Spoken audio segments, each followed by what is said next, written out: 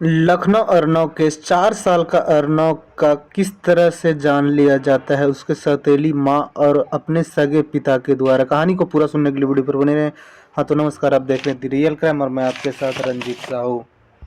अर्नव का घर लखनऊ में होता है और उनका नानी घर कानपुर होता है। अर्नव के माता का देहांत अर्नव के जन्म लेने के 6 महीना बाद हो जाता है और अर्नव का उस वक्त देखभाल के लिए उसके नानी के घर वालों लेके जाते हैं। इधर जो था अर्नव के पापा भीष्म, वह अपने साली से शादी करना चाह रहे थे, लेकिन उसके साली जो थी वह सीधा तौर से बोल देती है कि नहीं, आपने हमारे दीदी पर देखभाल नहीं किया, उसको उतना प्यार नहीं दिया, आप जब उनका तबीयत खराब हुआ अब उसके ऊपर ट्रीटमेंट नहीं किए, ठीक से देखभाल नहीं किए, जिस वजह से हमारी दीदी का ये हाल हुआ, वह दुनिया से चली गई। वैसा ही हाल मेरे साथ कीजिएगा। इसलिए उसकी साली साफ इनकार कर देती है कि मैं आपसे शादी नहीं करूंगा। फिर इधर भीष्म जो था वह एक दूसरे लड़की को देखता है जिसका नाम रागनी होता है। रागनी से शादी कर लेता है। रागनी जो थी वह पहले भी शादीशुदा थी और उसका एक बेटी थी और वह रागनी का तलाक हो जाता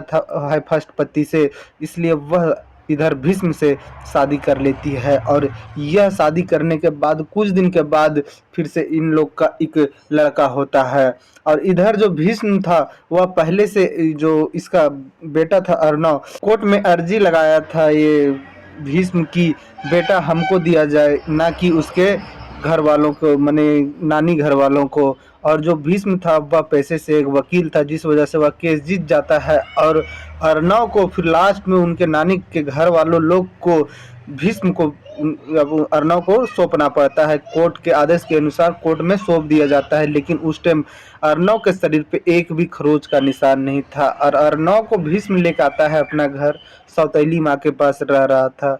और 6 महीना बीतते बीतते ही अर्नव का कत्ल कर दिया जाता है। एक ऐसे तरीके से कत्ल किया जाता है जो दिखाने की कोशिश करते हैं हर घर के सदस्य जो भी थे, वह जो रागनी के बहन होती है, उसकी सास होती है और उसकी अपनी माँ होती है, वह ये बोलती है ऑन कैमरा के सामने कि अर्नव हर वक्त गिरते रहता था। भाई कौन ऐसा बच्चा है जो हर वक्त गिरते रहेगा? और इतना गिरता था कि उसके शरीर पे 21 चोट के निशान पड़ गए थे। रागनी के खुद के बेटा भी था, उसका बेटा कभी नहीं गिरता था, बस अर्नव को ही गिरना होता था। जबकि रागनी का अर्नव से भी छोटा बेटा और छोटी बेटी थी, लेकिन इल्जाम ये सारे परिवार वाले लगा रहे हैं कि अर्नव गिर जाता था हर छोटी सी जगह से, फिसल के, ठेस के, एक दो बार बाथरूम से भी। अभी क्या हुआ कि अर्नव को इधर लेकर आया भीष्म। भीष्म जब अपना घर पे लेकर आया तो उसकी पत्नी जो थी अर्नव के देखभाल कर रही थी और जो भीष्म होता है वह अपने काम काज में लग जाता है। लेकिन कहीं ना कहीं रागनी को लगता है कि हमारा ये बेटा नहीं है और अर्नव आगे चल के जब बड़ा हो जाएगा तो आधा का हिस्सेदार होगा। इस वजह से जो रागनी थी वह मन में अपना बना लेती है कि अर्नव को कहीं ना कहीं विकलांग कर देंगे, डैमेज कर देंगे, मानसिक पीड़ा देंगे, उसका मानसिकता विकास नहीं कर पाएगा और वह एक अंदरूनी बीमारी से जूझेगा और उसका अंत में मौत हो जाएगा और उसको माने प्रॉपर्टी में एक जरा सा हिस्सा नहीं मिलना चाहिए, जिस वजह से उसको वह प्रताड़ित करना चालू करती है। रोज कहीं न कहीं अर्नव को टॉर्चर किया जाता था। अर्नव को जो नानी थी और भी मामी थी वह मिलने के लिए आया करती थी अर्नव से, तो शुरुआत में तो मिलने दिया गया, लेकिन बाद में धीरे धीरे बहाना बनाने लगे ये लोग, रागनी और भीष्म की कहीं पढ़ने के लिए गया है तो खेल रहा है, मिलने नहीं दिया जाता था और मिलने के लिए लाया भी जाता था तो गोद में नहीं दिया जाता था, अपना ही गोद में रखती थी रागनी। और जब ये लोग थोड़ा बहुत बात करना चाहते तो अर्नव इतना ज़्यादा डरा रहता था, सहमा रहता था कि आंखें से आंख मिलाकर बात नहीं करता था और किसी के पास जाता भी नहीं था, और जिस वजह से जो रागनी होती है उसे और मौका मिल जाता है। और ऐसा होता है कि गुरुवार का बात है, अर्नव के तबीयत खराब होता है और उसका मौत हो जाता है बाथरूम में गिरने की वजह से। इधर अर्नव के नानी को यह खबर दिया जाता है, उसको मामा का खबर दिया जाता है, मामी को खबर दिया जाता है। ये लोग पहुंचते हैं तो देखते हैं कि अर्नव के अंतिम संस्कार का तैयारी हो रहा है। तो उसकी मामी जब अर्नव के कपड़ा हटा के देखती है, शरीर को पलट के देखती है तो देखती है कि शरीर के हर एक हिस्से में चोट का निशान है और हर जगह शरीर रेड पड़ा हुआ है, माथा में तो कटा हुआ है और वहाँ बड़ा सा गड्ढा हो गया है, पैर में कट का निशान है और अंदर का खाल दिख रहा है। इतना सारा निशान देख के ये लोग बोलते कि नहीं इसका पोस्टमार्टम होगा।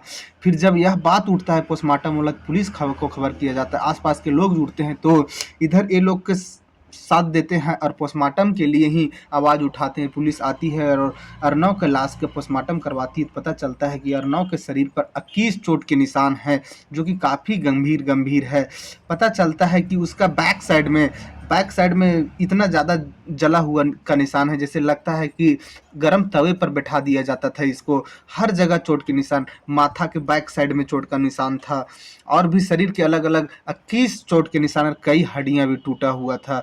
एक अर्नव गिरने में इतना ही ज़्यादा आगे था, तो वो गिरता तो एक बार में एक आध जगह हड्डी टूटता, तो उसका क्या इलाज नहीं था? अगर बच्चा कमज़ोर था तो उसका इलाज नहीं था। इलाज ना करा के ये लोग क्या करते हैं कि कहीं इसको मारने का एक रास्ता बना लेते हैं कि यह कमज़ोर बच्चा कह के इसको हमेशा के लिए यह काम किया जाए, ताकि यह जो प्रॉपर्टी में हिस्सेदार ना बने।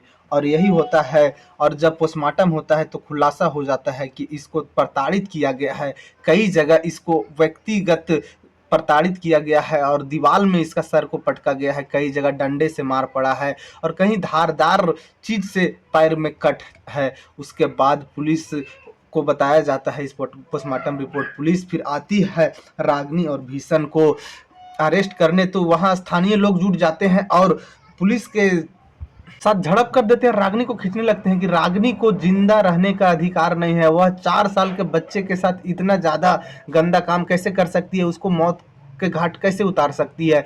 कई लोग मिलकर उसका ओढ़नी खींच देते हैं, खींचने की कोशिश करते हैं, लेकिन वहाँ पुलिस काफ़ी ज़्यादा थी, जिस वजह से रागिनी जो थी वह पब्लिक के चंगुल में नहीं आ पाई। नहीं, पब्लिक के वहाँ साफ तौर पर कहना था कि जिस तरह से भीष्म को मारा थी अर्नव को मारा गया, वैसे ही रागिनी और भीष्म को मारेंगे। लेकिन पुलिस वहाँ ज़्यादा होती है, पुलिस किसी तरह से बचा कर रागिनी और भीष्म को पुलिस स्टेशन लेके जाती है। वहाँ जब पूछताछ किया जाता है इन लोग से, तो ये लोग साफ इनकार कर देते हैं और बोलते हैं कि नहीं, जो अर्नव था वह हर जगह पे गिरा करता, वह बहुत ज़्यादा कमज़ोर था शारीरिक रूप से, इसीलिए उसको इतने ज़्यादा चोट के निशान हैं।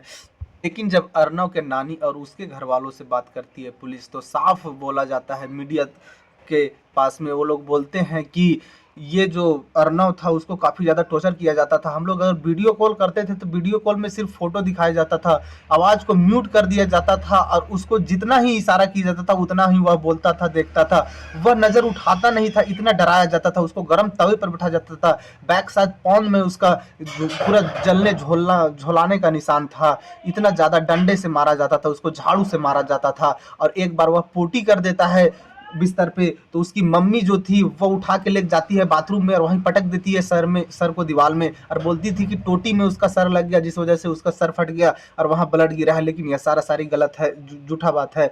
जो वो लोग साफ बोलते हैं कि जो रागिनी है उसकी भी एक बेटी थी, वह कहीं क्यों नहीं गिरा करती थी, वह भी तो गिर सकती थी, वह भी छोटी बच्ची थी, लेकिन उसका एक जगह भी शरीर पर कोई निशान नहीं है। लेकिन अर्नव के साथ ही वैसा निशान क्यों है? अगर कोई बच्चा कमज़ोर होता तो उस पर देखभाल किया जा सकता था कि नहीं। अगर नहीं उतना था क्षमता तो हमारे पास से लेके ही नहीं गए रहते, हम उसको राजा की तरह पाल रहे थे और ये लोग ले कर उसके साथ इतना उत्पीड़न किए कि वह झेल नहीं पाया और उसको एक दिन इतना मारा जाता है कि वह मर जाता है। बयान यह दर्ज कर लेती है पुलिस और एक वाइपर पुलिस बरामद करती है, वही भीष्म के घर से जिस वाइपर से साफ किया जाता था ब्लड, उस वाइपर पे ब्लड भी लगा हुआ था। अब इन रागिनी और इसके पति पर बयान दर्ज होगा और सबूत के तौर पे जो चीज से यह हमला किया गया था वह सबूत के तौर पे लाया जाएगा और इन दोनों पर चार्जशीट तैयार होगा और यह मामला कोर्ट जाएगा। कोर्ट इन दोनों को क्या सजा देती है। लेकिन अर्नव के साथ जो हुआ वह काफ़ी ज़्यादा